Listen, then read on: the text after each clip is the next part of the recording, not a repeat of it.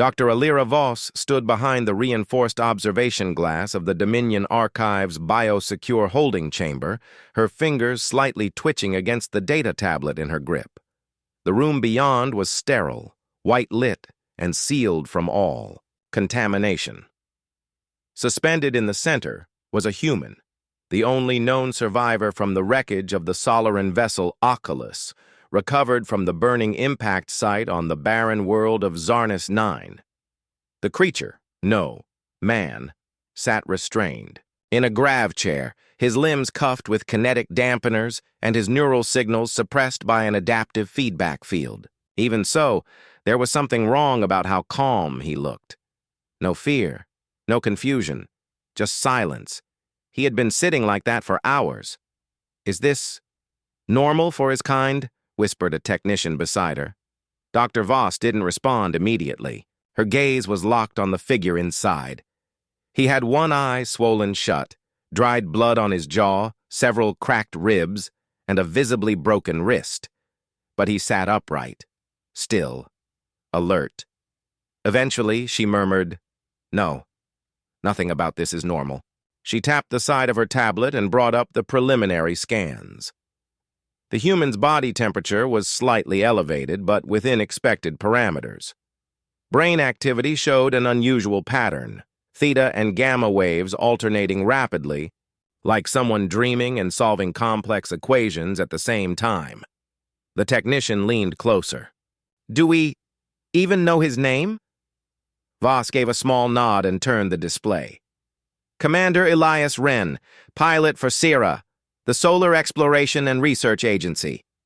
The Oculus was on a deep space survey mission into the Ashari expanse when it veered off route and crash-landed here." Another voice spoke behind them. "Low, clipped.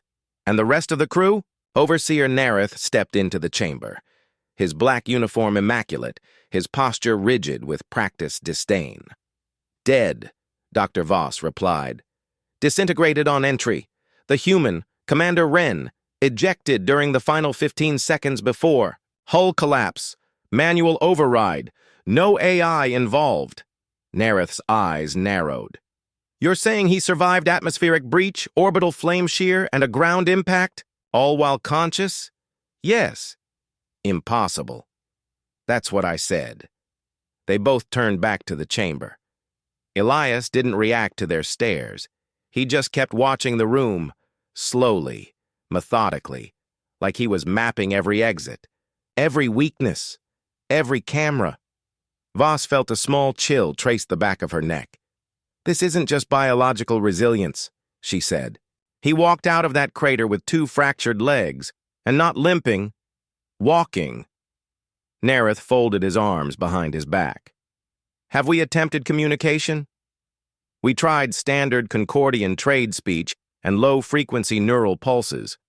No response." "And direct contact?" Voss looked uneasy. "Not yet. We're still analyzing his neural signatures. If his mind operates anything like his body, we can't risk psychic backlash."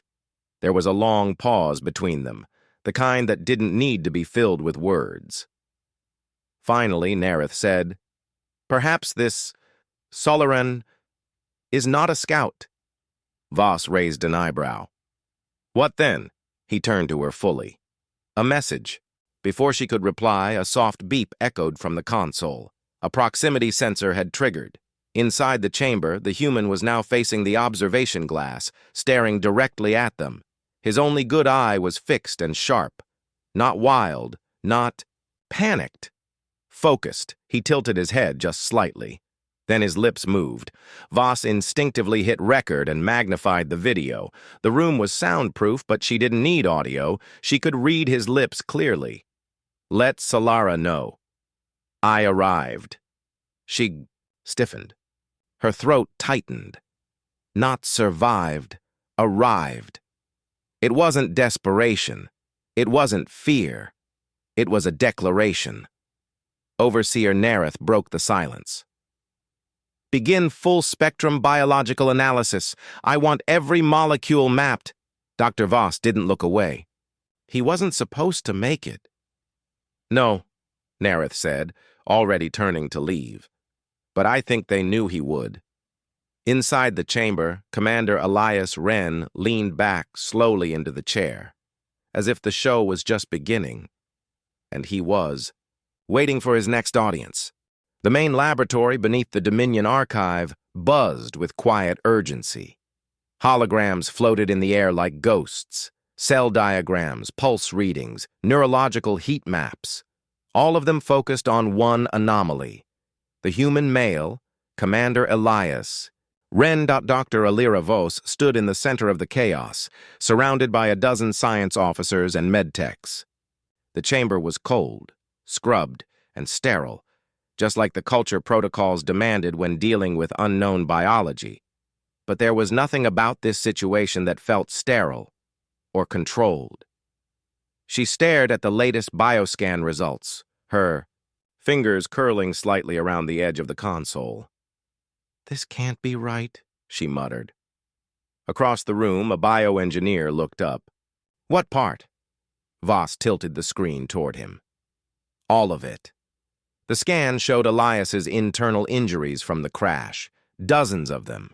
Crushed cartilage, shattered fibula, muscle micro-tears from sudden gravitational shifts, lacerations, along both lungs, and all of them were healing.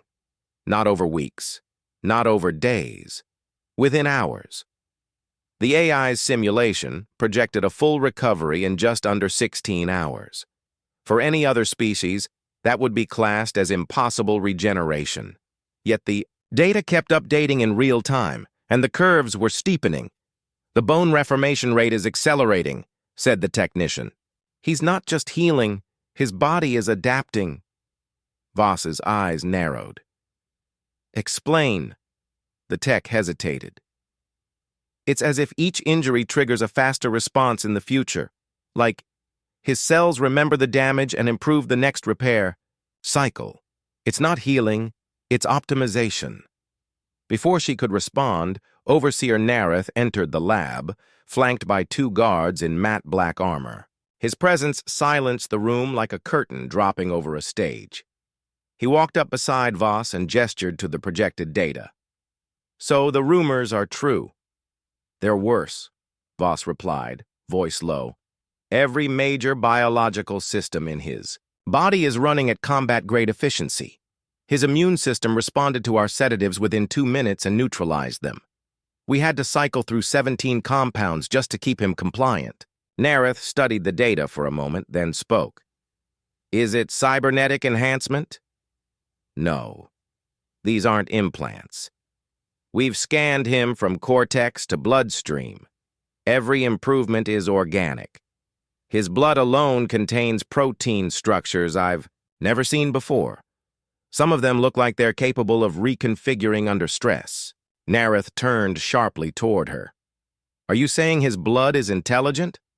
Voss hesitated. "Not in the way we define consciousness. But if it's reacting in real time to threats, then yes, it behaves like a distributed biological AI, a learning system." The overseer looked back at the floating diagrams. "And this is just one human?" She shook her head. "We don't know if he's typical. He could be an elite soldier, an experiment, or worse. The standard model." A tense silence hung between them. Then Nareth asked the question no one else had dared to voice. Why was he captured so easily? Voss's jaw clenched. She had been thinking the same thing since the recovery team first brought him in. Elias had ejected from his ship during an uncontrolled descent, landed on a hostile world with no survival gear, walked 10 kilometers with shattered legs. And yet, when the Archive's drones arrived, he surrendered without resistance. Why? She tapped her console and pulled up footage from the crash site. It played in grainy resolution, flames, smoke, wind-blasted terrain. The escape pod burst from the sky like a comet, its impact carving a shallow crater into the black stone of Zarnus 9. Elias had crawled from the hatch, coughing blood, dragging himself with one arm. And then he stood. Even now, the image haunted her. His legs buckled, bent at angles no body should endure, and yet, inch by inch, he straightened up, locked his knees, and walked. Step by staggering step.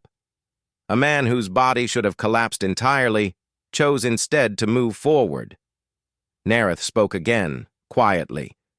He wanted to be found. Voss nodded slowly. Yes, he could have hidden, but he didn't. He walked directly toward the retrieval beacon. But why? The overseer asked. She looked at him, her voice hollow. Because someone wanted us to see what a human can survive. Nereth turned and gestured to the guards. Prepare him for controlled interrogation. I want him lucid. Voss stiffened. He's still recovering. If we push too hard... He's a soldier, Doctor. He's designed for pressure. She looked back at the screen, where Elias Wren's face stared calmly into the lens, one eye still bruised, but unblinking. There was no rage, no panic, just awareness. He's not just designed for pressure, she whispered. He absorbs it. Nereth left the room without another word. Inside the sealed holding chamber, the lights dimmed as the evening cycle began. Elias remained seated in his grav chair, arms still bound, neural suppressors still active. But beneath the surface, the systems monitoring him were beginning to glitch. One of the retinal scanners flickered. The pulse reader froze for 0.4 seconds and then rebooted. The AI chalked it up to minor interference. But Voss noticed. She always noticed. She stared at the logs, and a single thought crept into her mind like a shadow. He's not healing faster. He's preparing. The interrogation room was nothing like the sterile labs above. It was darker here, lit only by a single light panel above the central table. The walls pulsed faintly with embedded monitoring tech, thermal, neural, emotional resonance sensors, all tuned for one purpose: truth extraction. Commander Elias Wren sat calmly in the center, his wrists bound to the armrests of the chair with molecular-grade restraints. The suppressor collar around his neck buzzed softly, tuned to block both speech and any known form of psychic resistance. His eyes were half-lidded, like he hadn't slept in a week, but he was fully alert. Across from him, Dr. Alira Voss prepared the neural relay module. She could feel the tension in her fingers as she locked the interface into place. She wasn't supposed to be the one in the room. Protocol demanded a neutral interrogator, but Elias Wren wasn't neutral. He was a message, and she was determined to understand it. From behind the observation screen, Overseer Nereth's voice crackled through the room. Begin when ready, Doctor. Voss nodded, then stepped toward the human. Elias Wren, she began, voice steady. Commander, Sarah designation 018XR. Confirm identity. The human didn't answer. His one unbruised eye looked up at her with a calmness that didn't belong to someone restrained and under chemical suppression. It was the kind of calm that came from certainty, the knowledge that everything happening was expected. I'll repeat the question, Voss said. Confirm your name and rank. Still no reply. She took a breath and activated the memory relay. A thin stream of blue light pulsed from the ceiling, targeting the suppression collar and sending signals through his cerebral cortex. The sensors began reading. Images flashed across the interface. Earth, or rather Solara as the Dominion records, referred to it. Blue skies, metal towers, oceans that stretched endlessly. Then came the stars, ships, training grounds, briefings, and finally, the Oculus.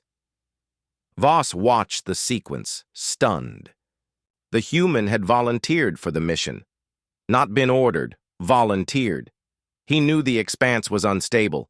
He knew Zarnus 9 was a red zone, flagged for gravitational distortions and lethal radiation bursts.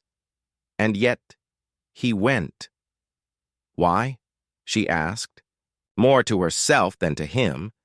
To her surprise, he answered this time. His voice was dry, hoarse, but clear. Because no one else could. Voss blinked. You mean no one else would? He gave a small shake of the head. No, I mean, no one else could survive it. Voss stood very still. Behind her, she could sense Nerith leaning closer to the monitor. You were sent to die, weren't you? She asked. Elias smiled faintly. I was sent to be found. The statement hit her like a weight. It echoed everything she had feared. This wasn't an accident. It wasn't a crash. It was a test. The neural relay spiked with activity. Voss turned. Back to the hologram. New images now. Training regimens beyond anything she'd seen. Soldiers running in acidic rain, diving into freezing oceans, climbing sheer cliff faces under constant orbital bombardment simulations. And Elias was there, over and over, surviving what should have killed him. We thought you were explorers, she said softly. We are, Elias replied. We explore what breaks us, then learn how not to break. Nerith's voice cut into the room. Enough riddles. Ask him about the Oculus. What was its true objective? Voss hesitated, then obeyed. Commander Wren, was your ship's mission truly a planetary survey, or was it reconnaissance? Elias looked her in the eyes. It was both. She frowned. Explain. He shifted in the chair slightly, the restraints creaking. We charted anomalies, signals, subspace trails, but we were also scanning for signs of you. Voss glanced toward the observation glass. You knew about the Dominion archive? Not directly, Elias replied. But we'd picked up disappearances, signals that didn't bounce back, ships that vanished without trace. Someone was watching the edge of the expanse. We needed to know who. Voss turned to face him fully. So you came here willingly, into the trap. Elias's lips curled upward. You call it a trap. I call it an invitation. For a second, the room felt colder. Then something happened on the monitor. The suppression field flickered. Just a flash, less than a second, but enough to cause a data hiccup. The neural feed distorted. The pulse line dipped, then surged upward. Alarms didn't. Trigger! The AI dismissed it as interference, but Voss saw it. You're manipulating the suppressor, she whispered. Elias said nothing. She stepped back, rapidly scanning the device readouts. Somehow, his neural activity had synchronized with the collar's. Adaptive rhythm. Not overpowered it, aligned with it. You're learning it, she murmured. Learning how it works from the inside. Elias gave her a calm look. You study biology, we study systems. Before she could respond, Nerith's voice exploded across the speaker. Shut it down! Shut it all down! The lights in the room flared white. The chair restraints locked harder. The collar surged with suppressive energy. The feed disconnected with a sharp crack of static. Elias winced, but didn't scream. Voss backed away, shaken. From the other side of the glass, Nerith stormed into the control room. He was breaking through the suppression field, he snapped. Yes, Voss said, but not violently. He was adapting, mapping it. Nerith turned toward the techs. Move him to a high containment cell. Double the dampeners. No further. Neural contact. Voss stepped forward. Overseer, he's not a subject. He's a threat, Nerith barked. And I will not have my facility compromised by one stubborn Solaran. As guards moved to escort Elias out, the human looked at Voss one last time. The same strange, calm expression on his face. You're not afraid of me yet, he said softly. But you will be. The high containment wing of the Dominion Archive hadn't seen use in decades. It was built for housing dangerous anomalies, entities that couldn't be reasoned with, that broke laws of physics or bent minds just by existing. Now it housed one human, Commander Elias Wren. His cell wasn't a room. It was a box, suspended in magnetic fields, lined with radiation-dampening alloy, flooded with inert gas to lower metabolic activity. Even the light was filtered through layered shielding, designed to suppress cortical stimulation, but none of it seemed to matter. Elias stood calmly in the center of the chamber, eyes closed, breathing slow and even. His vitals were steady. Too steady. Dr. Alira Voss watched from the control room above, surrounded by silent techs and layered displays. She wasn't supposed to be here. Overseer Nareth had forbidden further contact, but Voss couldn't stop thinking about what she'd seen in the interrogation. He wasn't resisting. He was studying them, and she had a creeping suspicion he was still doing it. "Begin cognitive scan," she instructed softly. The AI complied. A beam of invisible light swept the chamber, scanning Elias's brain activity in high resolution. Readings poured in. Neural patterns, synaptic bursts, impulse loops.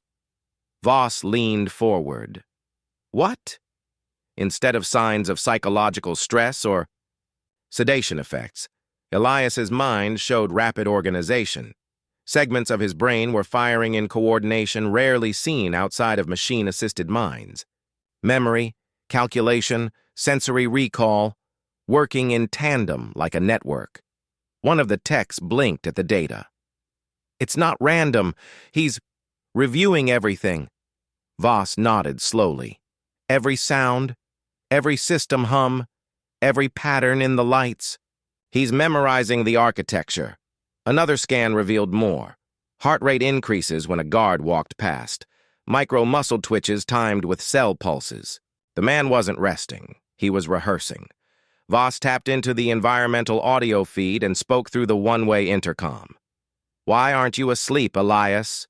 His eyes opened slowly. "I don't sleep in cages," he replied, voice calm. "It's a precaution," she said. "We can't trust you." He tilted his head. "Neither can I trust you. But that didn't stop me from walking into your hands." Voss folded her arms. "So tell me why you really came." There was a pause. Then he smiled. "To see how deep the fear goes." Voss flinched. "You think we fear you?" she asked. Elias's expression didn't change. "You're afraid of what you don't understand.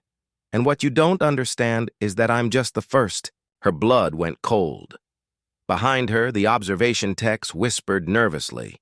Voss switched off the intercom and stepped away. Her mind raced.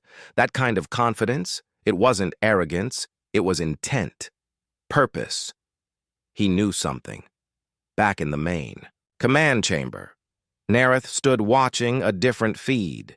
3 archive vessels had gone dark in the last 72 hours. No distress signals, no explosions, just vanished. "What's the common factor?" he asked sharply. A tactical officer replied. All 3 had interacted with Elias's crash site or recovered fragments of his ship's remains. Voss entered the room at that moment, hearing just enough to stiffen. Nareth noticed. "You look troubled, Doctor." "He's not reacting like a prisoner," she said. "He's behaving more like a sensor probe, one designed to collect data from within." Nareth stared at her. "Are you saying this was deliberate?" She nodded. "Think about it. We didn't find him. He walked toward our retrieval beacon. We didn't interrogate him. He volunteered information. Even now, he's letting us watch him. He's mapping our facility, testing our responses." "And waiting for something," Nareth finished grimly. "Yes," Voss said, "or someone." Nareth turned to the command console. "Initiate blackout on all off-world comms. If this is a reconnaissance mission, we shut the channel before the real strike arrives." But the comms officer turned pale. "We already tried. An hour ago. Every relay satellite linked to this sector is unresponsive." "What do you mean, unresponsive?" Nareth snapped. "They're there, but they've gone dark, no output, just dead metal." Voss's voice was barely a whisper. "Like the other ships." Nareth clenched his fists. "He brought something with him. Back in his containment cell, Elias lowered himself into a crouch, fingertips touching the cold floor. He could feel it now, deep beneath the surface. The archive had failed to isolate him completely. Signals still reached him. Faint, subtle, but there. The suppressor collar was weaker than it had been, probably recalibrated after the interrogation surge. A mistake. He closed his eyes again and focused. Tiny pulses fired through his bloodstream, electrochemical signals amplified by the engineered proteins his body had produced after the crash. They were learning, adapting. His blood was more than circulation now. It was a language, one the Dominion had never heard, one they couldn't silence. In the primary surveillance hub, alarms began to trigger. First, the lights dimmed across several wings. Then, automated doors started cycling open and closed without command. Technicians scrambled. Systems rebooted. Diagnostics failed. Internal AI is reporting a logic loop malfunction, someone shouted. Voss rushed to a terminal. That doesn't happen randomly. Nareth arrived seconds later. Where's the source? One of the engineers pointed to the high containment feed. It's originating from the prisoner's cell. Somehow, he's inside the system. That's impossible, Nareth growled. No, Voss said. Not for him. Nareth turned to the guards. Move now. Isolate the entire level. Cut power to the containment ring. But it was already too late. Elias opened his eyes. The lights above him surged, then popped. In the darkness, his voice echoed through every hallway, every console speaker, every system. Containment is a story you tell yourselves to feel safe. I'm just here to tell the ending. Then silence. But the silence wasn't empty, it was watching. Red emergency lights flashed across the Dominion Archive's core levels. Doors slammed shut, turrets deployed from the ceiling. Every protocol screamed a single message, containment breach. But there was no intruder. There was no escape attempt. Commander. Elias Wren hadn't moved, and yet the archive was unraveling. In the master control chamber, Overseer Nareth barked orders at the command staff. Seal all outer rings, lock down the atmosphere processors, disable all nanite flows. Techs moved frantically, fingers flying over glowing keys. The AI resisted. Doors refused commands. Readouts gave nonsense data. Internal temperatures, swinging from freezing to boiling, power levels oscillating wildly. Nareth slammed his hand on the console. We are being jammed from within. Tell me how he's doing this. Dr. Voss stood beside him, pale and silent, watching the cell feed, in growing horror. It's not just him, she said softly. It's inside him. Nareth turned. What are you talking about? She pulled up the latest biometrics, no longer smooth graphs, but flickering, irregular pulses. His blood, it's changed. Nareth scoffed. We already know his biology is reactive. No, this is different. Voss pointed to the scan. It's not healing anymore. It's transmitting. The overseer frowned. Transmitting what? Voss looked him in the eyes. A code, a frequency, a pattern. It's like the information is encoded in the movement of his cells, like his entire body has become an antenna. Nareth leaned in. You think he's sending a signal? Voss hesitated. No. I think he is the signal. Below in his containment cell, Elias remained seated, still, calm, listening. He didn't need a communicator. He didn't need implants. Every molecule of his being had become a message, a living encryption, a pulse that could only be unlocked by exposure, by scanning, by dissection. They had given him everything he needed, and now the key was turning. In the upper levels, technicians screamed as systems began to fail. One engineer stared in horror as his console dissolved beneath his fingers, literally melted into a slick black sludge. Another watched her retinal HUD go blank, then flash with unknown glyphs that didn't belong to any Dominion language. The AI core stuttered mid-sentence and shut down. Something else was taking over. Voss and Nerith stood in front of the glass pane overlooking Elias's cell. The lights inside flickered wildly. "We need to terminate him now," Nerith said coldly. "Full body disintegration, total particle scrub, no remains." Voss stared at Elias. "You really think that would stop it?" He looked at her. "If it doesn't, then what are you suggesting?" "That we never had a chance." They both flinched as a nearby monitor exploded in a shower of sparks. Below them, Elias slowly raised his head. For the first time, he smiled. It wasn't defiance. It was a message. Inside the communication tower above the archive, something woke up. The Dominion's backup AI, stored in a cryo-layered quantum vault, suddenly activated, not by command, by invitation. It began to unpack a file that didn't exist. It opened a pathway that had never been written. From deep within the vault, a pulse echoed outward, invisible to the eye, but strong enough to ripple. Across stars, it was ancient, it was human, and it was calling home. Across the Dominion frontier, in dozens of star systems, long dormant satellites powered up. Not Dominion tech, not alien tech, human tech. Buried deep in uncharted space, hidden, in the orbits of gas giants or tucked in radiation belts, and all of them now blinked the same rhythm. SOS, but not as a distress call, as a challenge. Nerith stared in disbelief as data fed in from the outer network. Multiple unknown sources just activated in the Terran fringe. Voss whispered. He wasn't just the message. He was the trigger. Nerith shouted, "Shut down the array! Cut every outgoing feed!" A tech turned, panicked. "Too late! The message bounced 500 relays before we could respond. It's gone!" Voss watched as the last transmission flickered across the screen. An old Earth symbol. A simple one. A red handprint.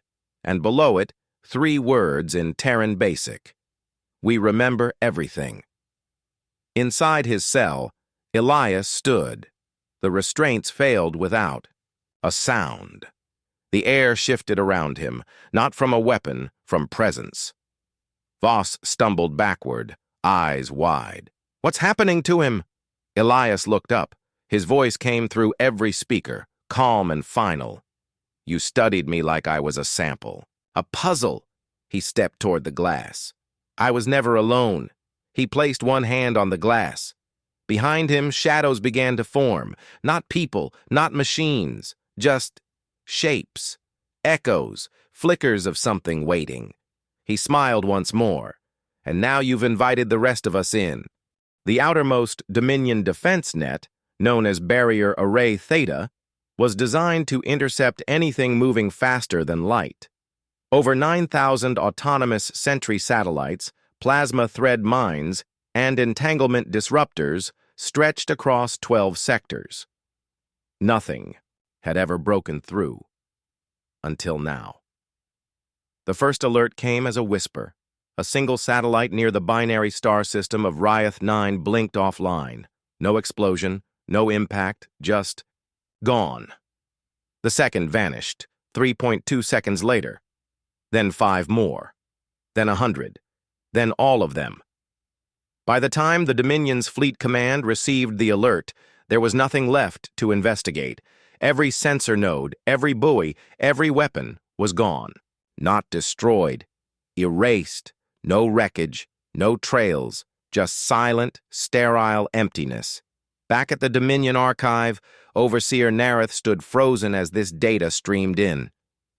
"Impossible," he muttered. "No fleet moves that fast. No technology can—" Dr. Voss interrupted, her voice shaking. "That wasn't a fleet." Nerith turned. "What then?" Voss stared at the footage, lips dry. It was an answer. Inside the containment wing, the impossible continued Elias Wren, once human commander, now something else entirely, stood calmly in the ruins of his cell. There had been no explosion, no breach, no escape attempt. and yet the walls had fallen apart around him like dust in the wind. The guards had tried everything: sonic pulses, plasma fire, a localized singularity bubble. Nothing touched him. He was no longer part of the system. The archive had rejected him, or perhaps he had rejected it. He stood in the hallway now, walking slowly, almost casually, as if giving them time. Time to realize. Time to fear. Behind him, the shadows twisted and flickered, not quite alive, but not entirely dead either. Imprints of others reaching through the layers of space and thought. Watching. Waiting. "Where's he going?" one of the terrified surveillance officers asked. Voss answered without hesitation. "The core." Nereth's face paled. "He's going to the central seed?" She nodded. "The archive's memory bank, the root of the Dominion's collected knowledge." But why? Voss looked at the screen, then at Nereth. To rewrite it. In space, far from the archive, a new ship entered real space. One not made of metal or crystal, but thought and history and vengeance. Its hull shimmered in impossible ways, bending starlight like liquid. Its engines didn't burn fuel, they folded distances. It bore no markings, no ID, no crew visible. But on its side, scrawled in rough Terran script, was one phrase: Earth remembers. Inside there was no bridge, only minds, thousands of them, linked by a neural web formed not by implants but evolution. Soldiers, scientists, refugees, thinkers, all connected. They had watched for years, hiding on the edges of Dominion space, waiting. And now the signal had reached them. Commander Elias had done his part. Now it was their turn. Inside the archive, automated turrets deployed along the central corridor, tracking Elias's movements. Without warning, they opened fire, streams of hypercharged plasma and molecular disruptors cutting through the corridor. The lights died. When the emergency backups blinked on a second later, the hallway was empty. No body, no scorch marks, no damage, just Elias, now standing 10 meters closer, smiling. Voss stared at the feed. They think they're still fighting a soldier. Nereth clenched his fists. Then what is he? Voss turned slowly toward him. The future you tried to prevent. The central seed was buried at the heart of the archive, a sphere of quantum memory, storing everything the Dominion had ever learned. Species histories, warfare strategies, genetic, maps, cultural blueprints, the complete dominion over knowledge. And now, it opened. Not because someone forced it, but because it wanted to see. The seed recognized Elias, not as a threat, but as an update. Inside the chamber, Elias stepped onto the circular platform. The lights dimmed, then pulsed in rhythm with his heartbeat. He knelt and placed his hand on the crystalline core. The entire room vibrated, not with sound, with meaning. A cascade of symbols rushed across the seed's surface. Dominion language, yes, but now mixed with something older, rougher, Terran. The machine tried to resist, firewalls blooming like artificial thoughts. But they were nothing compared to what moved through Elias now. This was more than code. This was memory made flesh. Dr. Voss stood before the main control display, transfixed. Nereth tried to issue commands, but no system obeyed. "Make it stop!" he shouted. "Shut down the seed!" But Voss only whispered, "He's rewriting us!" On the screen, the Dominion emblem cracked, literally split into fragments, and from the shards, a new symbol emerged. Circle, a line, a handprint. Human. Across Dominion space, chaos spread, AI networks shut down. Command fleets lost coordination. Whole colonies lost access to central infrastructure.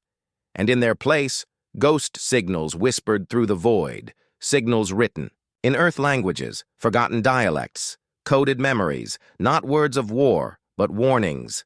You forgot us. We remember. We adapt. As Elias stood alone in the seed chamber, the last lock broke. His body trembled, not from weakness, but from weight. He was no longer just a man. He was now the carrier of a species' vengeance, of their pain, and of their promise. Never again, he opened his eyes, and somewhere deep in the heart of the Dominion something screamed, not in pain, in recognition. The Dominion once thought of Earth as a curiosity, a savage world filled with fragile life and unremarkable species. Then they made the mistake of invading it. They thought they had won. They were wrong. Overseer Nerith stood alone in the collapsed ruins of the Dominion Archive's main control deck. Shattered glass crunched beneath his boots as emergency lights flickered around him. All screens were dark, no signals, no orders, just static and silence. Dr. Voss was gone, vanished into the chaos, dead perhaps, or worse, changed. Nerith stared at the central column where the Dominion crest used to glow with pride. Now it displayed a crude, smoldering image, a red handprint, pulsing like a heartbeat. He drew his weapon, not to fight, but because it gave him the illusion of control. Far below, in the heart of the archive, Elias stood at the center of the seed chamber, surrounded by a silent storm of data and light. He was no longer connected to the network. He was the network. Memories streamed through him, not just his own, but the thoughts of thousands, maybe millions, Earth-born, colony-born, refugees, warriors, children, all erased by the Dominion, all now speaking through him. The seed had become a conduit. The Dominion's greatest archive was now a broadcast tower, and the signal went in all directions. Across the stars, Dominion vessels began to shut down. First, their nav systems flickered, then their reactors failed. Then the crews themselves, trained for loyalty, bred for obedience, began to hear whispers in their minds, memories that weren't theirs, songs from Earth, the scent of rain, the ache of loss, the rage of survival. Entire command ships dropped out of FTL, drifting dead in space. Some exploded, some vanished into folds that never reopened, and some turned around, heading not away from the signal, but toward it. Nerith, alone, tried to hail back up. Emergency override. Command Alpha 1. I repeat, this is Overseer Nerith. I order an orbital strike on Archive Theta. Full sterilization protocol. No response. He tried again. Nothing. And then, a voice. It wasn't Elias. It wasn't human. It wasn't any one being. It was 1,000 voices speaking as one, layered atop each other. You fear extinction, they said, but you never feared genocide. Nerith staggered back, trembling. You hunted us, the voice said. You broke our worlds. You erased our names. But names can be remembered. The screen in front of him flickered to life. A child's drawing. A planet wrapped in green and blue, labeled in rough handwriting, home. Elias stepped out of the chamber. The shadows that had followed him now merged into his form, not consumed, but joined. He walked the halls of the Dominion Archive as it fell apart, not with rage, with finality. He found a group of soldiers, cornered, terrified, their weapons discarded. Young recruits, barely old enough to have seen Earth fall. They didn't raise their hands. They didn't speak. They simply waited. Elias paused before them. He looked into their eyes. They expected death. Instead, he said, "Tell your people what you saw here. Tell them we gave a warning. Tell them we were patient." Far above, in high orbit, the human vessel hovered in silence. Its hull shimmered with thousands of names etched in starlight, names of the lost, the forgotten, the murdered. They were not here to conquer. They were here to remember. A voice echoed from the ship, beaming across Dominion space. No encryption, no trick, just truth. You thought we died, but we adapted. You thought we were scattered, but we gathered. You thought we would forget, but we became memory. And then the voice paused before delivering the final blow. We never left. We were the blood in your labs, the static in your signals, the shadow behind your science. We are humanity. And this time, you don't get to forget us. On dozens of worlds, resistance movements surged, not violent uprisings, yet not organized revolts. Just people waking up, realizing they were not alone, that someone, something, had reached them. The fear the Dominion had spent centuries embedding began to crack. In one remote system, a Dominion admiral watched his ship's controls go dark, looked at the Earth symbol pulsing on his panel and whispered, "They're not coming." His second-in-command, a young officer born long after Earth's fall, asked, "Who isn't?" The admiral answered, "Humans. They never stopped coming."